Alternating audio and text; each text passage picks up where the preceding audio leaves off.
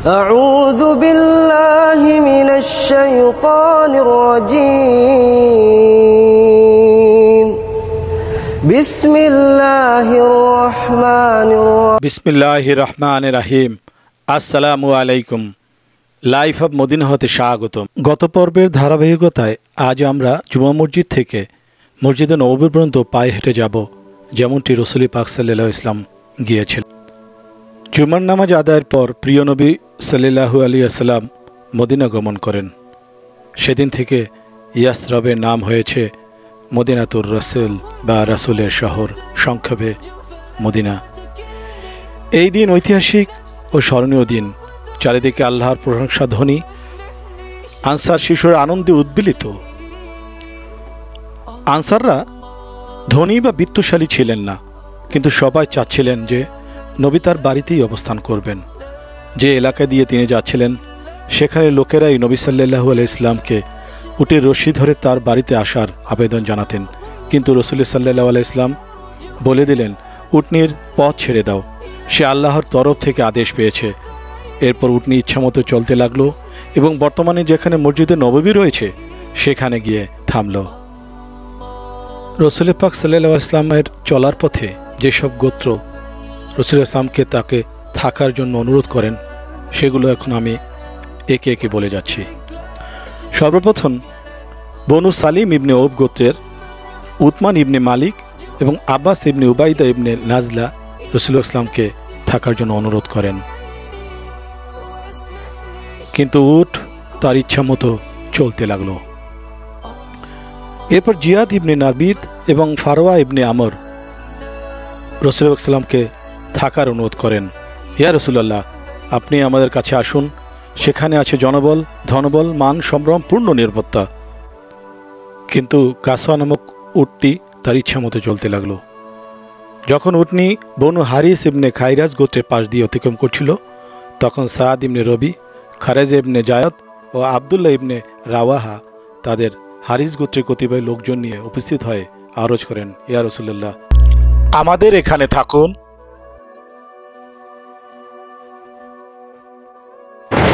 উটনি তার মুক্তভাবে এগিয়ে চলল। যখন সেটি আদি ইবনে নাজ্জার গোত্রের নিকট দিয়ে অতিক্রম করছিল, এরা ছিলেন আব্দুল মুতালিবের মাতা সালতা বিন আমর এর কন্যা এবং রাসূল সাল্লামের মামার পক্ষের লোকজন। তাদের পক্ষ থেকে সালিদ ইবনে কায়স, আবু সালিদ, উসাইরা ইবনে আবু খারিজা ও বনু হাদি ইবনে নাজ্জারের কতিপয় লোক উপস্থিত হয়ে আরজ করলেন, ইয়া রাসূলুল্লাহ, আপনারা মাতুলদের গোত্রে এসে উঠুন, সেখানে জনবল, ধনবল, মান সম্ভ্রম ও নিরাপত্তা সবই আছে। উট আপন ইচ্ছা মতো স্বাধীনভাবে চলতে লাগলো এবং বর্তমানে যেখানে মসজিদে নববী রয়েছে সেখানে গিয়ে থামল। রাসূল সাল্লাল্লাহু আলাইহি ওয়াসাল্লাম উটনি থেকে নামলেন না। উটনির সামনে কিছুদূর এগিয়ে গেল এবং পুনরায় ঘুরে আগের জায়গায় ফিরে এসে বসে পড়ল। এটাই ছিল রাসূল সাল্লাল্লাহু আলাইহি ওয়াসাল্লামের নানাদের বা মামাদের বাড়ি, অর্থাৎ বনু নাজ্জাতের মহল্লা। উটনিকে আল্লাহর ইচ্ছার উপর ছেড়ে দেওয়ায় সে বনু নাজ্জার এলাকায় থেকে নানাদের প্রতি সম্মান দেখিয়েছে। রাসূল সাল্লাল্লাহু আলাইহি ওয়াসাল্লাম মনে মনে এটাই চাচ্ছিলেন। এবার বনু নাজ্জার গোত্রের লোকেরা নিজ নিজ বাড়িতে নিয়ে তাকে যাওয়ার জন্য আবেদন শুরু করলেন। রাসূল আকরাম কার বাড়িতে যাবেন? অবশেষে আবু আইয়ুব আনসারী এগিয়ে এসে উটের লাগাম ধরলেন এবং তার বাড়িতে নিয়ে গেলেন। দিনটি ছিল শুক্রবার, 622 খ্রিস্টাব্দের 27শে সেপ্টেম্বর, প্রথম হিজরির 12ই রবিউল আউয়াল। 1442 বছর পার হয়েছে। এখন এই রাস্তাটা আগের মতোই উৎসব মুখর। যে রাস্তা দিয়ে রাসূল পাক সাল্লাল্লাহু আলাইহি ওয়াসাল্লাম গিয়েছেন সে রাস্তা তো মুখরিত হবেই, সেই আগের মতো এখনও মুখরিত। কিছুদিন আগেও এই রাস্তাটা এরকম ছিল না, এখান থেকে গাড়ি চলতো, কিন্তু বর্তমানে সৌদি সরকার এখানে শুধুমাত্র পায়ে হাঁটা রাস্তাই তৈরি করেছেন এবং সাথে তৈরি করেছেন নতুন আঙ্গিকে অনেক শপিং সেন্টার, যা আমরা এখন দেখছি। পরিবারজন নিয়ে রয়েছে সুন্দর বসার জায়গা।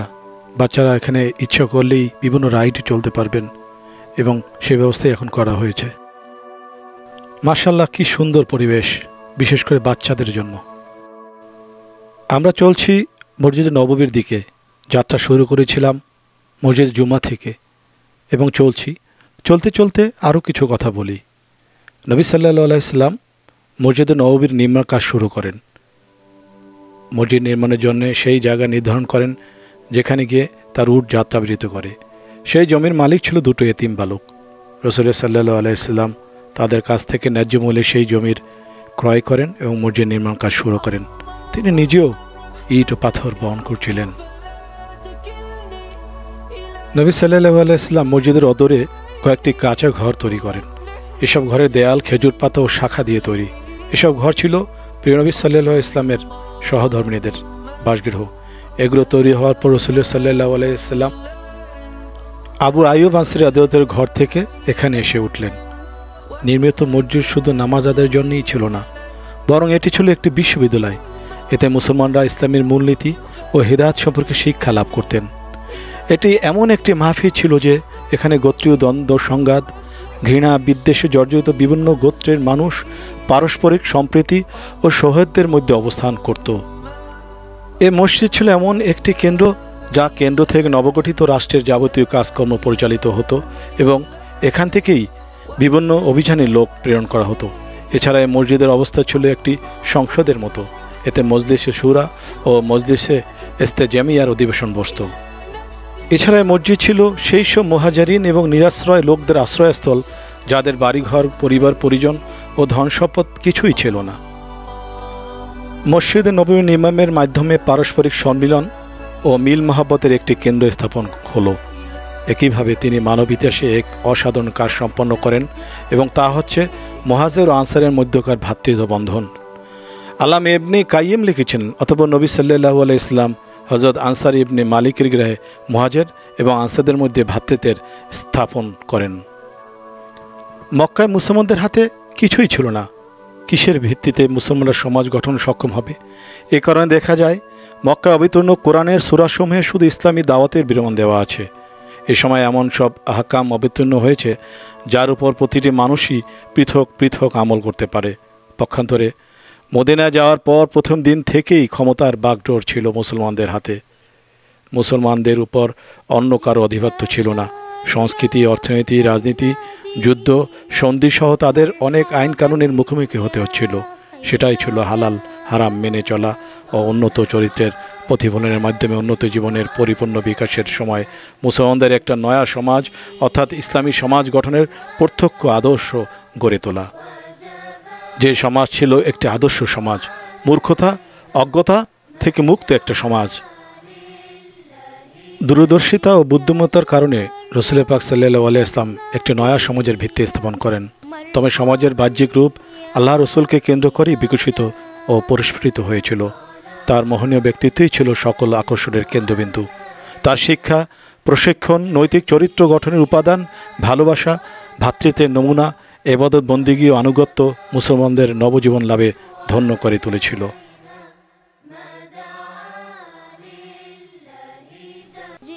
একজন সাহাবী নবী সাল্লাল্লাহু আলাইহি ইসলামকে জিজ্ঞাসা করেছিলেন, কোন ইসলাম উৎকৃষ্ট, অর্থাৎ ইসলামের মধ্যে কোন আমল উত্তম? নবী করিম সাল্লাল্লাহু আলাইহি ইসলাম বলেছিলেন, তুমি অন্যদের খাবার খাওয়াবে এবং চেনা অচেনা সবাইকে সালাম করবে। হযরত আব্দুল্লাহ ইবনে সালাম রাদিয়াল্লাহু তাআলা বলেন, নবী রাসূলুল্লাহ সাল্লাল্লাহু আলাইহি ওয়াসাল্লাম মদিনায় আসার পর আমি তার কাছে হাজির হলাম। তার পবিত্র চেহারা দেখেই আমি বুঝে ফেললাম যে এই চেহারা কোনো মিথ্যাবাদী মানুষের নয়। এরপর তিনি আমার সামনে প্রথম কথা এটাই বলেছিলেন যে, হে লোক সকল, সালাম দিতে থাকো, খাবার খাওয়াও, আত্মীয়তার সম্পর্ক বজায় রাখো, রাতে সবাই যখন ঘুমিয়ে পড়ে তখন নামাজ পড়ো, জান্নাতে নিরাপদে প্রবেশ করবে। Welcome to Quba front. কয়েকদিন আগেও এই প্রজেক্টটা ছিল না, সৌদি সরকার এই প্রজেক্টটা শেষ করেছে, জাযাকাল্লাহ খাইরান। কিছুদিন আগেও আমরা এই রাস্তা দিয়ে গাড়িতে চলতে পারতাম, কিন্তু এখন তার চেয়েও সুন্দর পায়ের হাঁটা চলার রাস্তা, এবং বর্তমানে আপনাদেরকে আমি দেখাবো সব রাস্তাতেই পায়ে হাঁটার জন্য চমৎকার চমৎকার রাস্তা, চমৎকার চমৎকার প্রজেক্ট সৌদি সরকার শুরু করেছে এবং অনেক অনেক বনায়ন শুরু করেছে, যা দেখতে খুবই মনোমুগ্ধকর।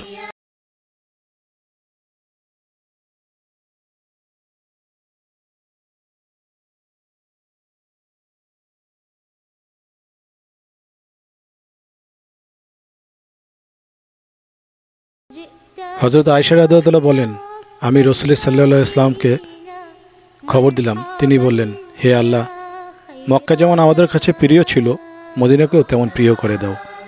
বরঞ্চ মদিনার পরিবেশ ও আবহাওয়া তার চেয়েও বেশি স্বাস্থ্যকর করে দাও। এখানে শস্যের মধ্যে বরকত দাও।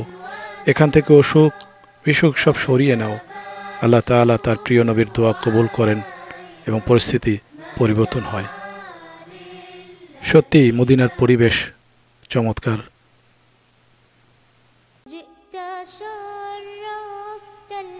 রাসূল পাক সাল্লাল্লাহু আলাইহি ওয়াসাল্লাম বলেন, সেই ব্যক্তি মুমিন নয় যে ব্যক্তি নিজে পেট ভরে খায় অথচ তার পাশে তার প্রতিবেশী অনাহারে থাকে। তিনি আরো বলেন, রাস্তা থেকে কষ্টদায়ক জিনিস সরিয়ে ফেলা সদকার অন্তর্ভুক্ত।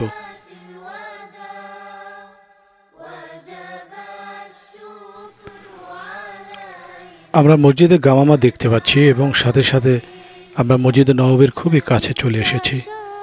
চমৎকার পরিবেশ। মসজিদে গামামা বা বৃষ্টির মসজিদ, বাদলের মসজিদ, যেখানে রাসূল সাল্লাল্লাহু আলাইহি ওয়াসাল্লাম দোয়া করেছিলেন বৃষ্টির জন্য। আমরা বিস্তারিত জানার জন্য আরও একটি পর্ব করব এইসব ছোট ছোট মসজিদগুলো নিয়ে, যাদের ইতিহাস আপনাদের কাছে আমি তুলে ধরার চেষ্টা করব ইনশাআল্লাহ। আমি আপনাদের কাছে খুবই কৃতজ্ঞ। বাংলাদেশ থেকে আমাকে অনেকেই কল দিয়েছে, তাদের জন্য আমি অনেক দোয়া করি। ইনশাআল্লাহ আপনাদের কথা মতো আমি একের প্রয়োগ করে যাব। হয়তো একটু সময় লাগবে, কিন্তু আমার এই ভুলগুলো ক্ষমা সুন্দর সৃষ্টিতে দেখবেন। হিজরতের সময় মদিনার সার্বিক অবস্থা প্রথমত মুসলমানদের ফিতনা ও বিশৃঙ্খলা এবং আভ্যন্তরীণ প্রতিকূলতায় সম্মুখীন হতে হয়েছিল। একই সাথে বহিঃশত্রুরা মদিনাকে নিচ্ছিন্ন করে দিতে মদিনার উপর হামলা চেয়েছিল। ষষ্ঠ হিজরির জিলকদ মাসে হুদায়বিয়ার সন্ধি পর্যন্ত এই পর্যায়ে অব্যাহত ছিল। দ্বিতীয়ত পৈতৃকদের সাথে তাদের সন্ধি হয়েছিল। অষ্টম হিজরির রমজান মাসে মক্কা বিজয়ের মাধ্যমে এই পর্যায়ের সমাপ্তি হয়। এই পর্যায়ে বিভিন্ন দেশের শাসনকর্তাদের কাছে ইসলামের দাওয়াত পেশ করা হয়। তৃতীয়ত আল্লাহ দিনে মানুষ দলে দলে প্রবেশ করতে থাকে। এ পর্যায়ে মদিনার বিভিন্ন সম্প্রদায় ও গোত্রের প্রতিনিধিরা এসেছিলেন। নবী সাল্লাল্লাহু আলাইহি ওয়াসাল্লাম এর জীবনের শেষ অর্থাৎ একাদশ হিজরি রবিউল আউয়াল মাস পর্যন্ত এটা হতে থাকে। রাসূল পাক সাল্লাল্লাহু আলাইহি ওয়াসাল্লামকে তিনটি গোষ্ঠীর সাথে সম্পর্ক গড়ে তুলতে হয়েছিল, যাদের ক্ষেত্রে ভিন্নতার প্রাধান্যই ছিল বেশি। এরা হচ্ছে আল্লাহর মনোনীত রাসূলুল্লাহ সাল্লাল্লাহু আলাইহি ওয়াসাল্লামের কাছ থেকে উত্তম প্রশিক্ষণ প্রাপ্ত ও আল্লাহর পথে ধনপ্রাণ উৎসর্গ করতে সম্প্রদায়ভুক্ত সাহাবে কেরাম। 2. মদিনার প্রাচীন এবং প্রকৃত অধিবাসীদের সাথে সংযোগ স্থাপনকারী পৌত্তলিক, যারা তখনই ঈমান আনেনি। এবং 3. ইহুদি সম্প্রদায়।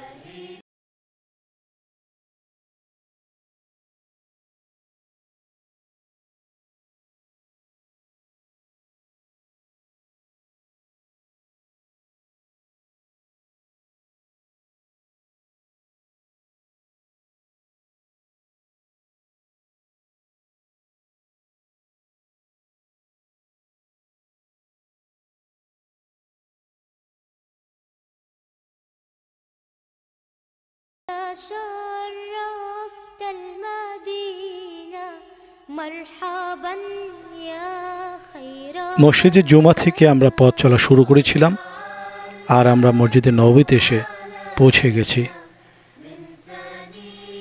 এই চলা পথে কত স্মৃতি, কত কথা। আমরা দূরে মসজিদে নববীর রওজা শরীফ দেখছি, যেখানে রাসূল পাক সাল্লাল্লাহু আলাইহি ওয়াসাল্লাম রয়েছেন। আমরা সেখানে পরবর্তী পর্বে আপনাদের সবাইকে নিয়ে গিয়ে সালাম পেশ করব ইনশাআল্লাহ। সবাই আমার সাথে থাকবেন। আমরা রওজা শরীফে গিয়ে সালাম পেশ করব এবং জান্নাতুল রিয়াদায় নামাজ আদায় করব ইনশাআল্লাহ।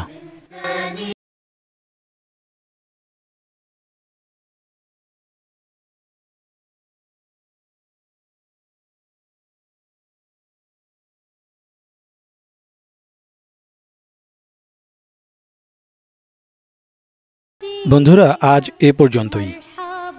আগামী পর্বে আপনাদেরকে সবাইকে সাথে নিয়ে ইনশাআল্লাহ রাসূল পাক সাল্লাল্লাহু আলাইহি ওয়াসাল্লাম রওজা শরীফে সালাম পেশ করব এবং জান্নাতুল রিয়াদায় নামাজ পড়ব। সবাই আমার সাথেই থাকবেন ইনশাআল্লাহ। আসসালামু আলাইকুম।